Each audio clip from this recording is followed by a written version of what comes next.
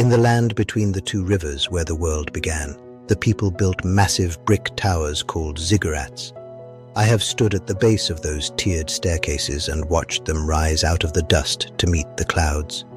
These were the high places of the East, temple towers where the Magi, the priestly watchers of the heavens, spent their lives interpreting the stars.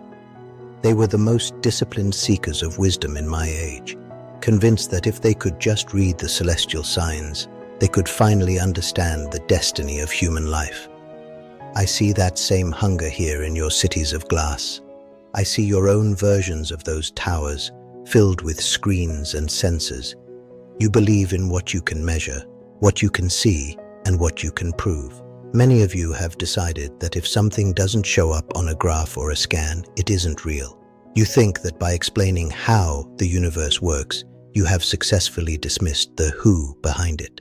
But the Magi eventually found the limit of their wisdom. They realized that the stars are merely the handwriting, not the author.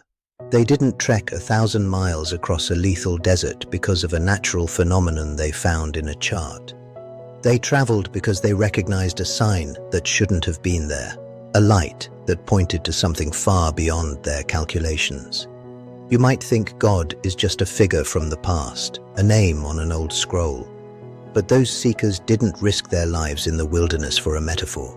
They were looking for a king they could actually touch, the living God who had finally stepped into the world he created.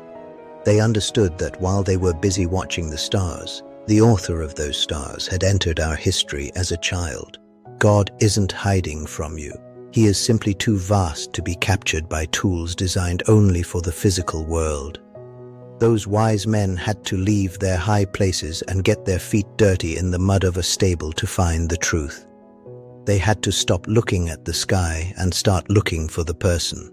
The star is still shining, even through the glare of your city lights. The question is, are you willing to follow it past the edge of what you think you already know?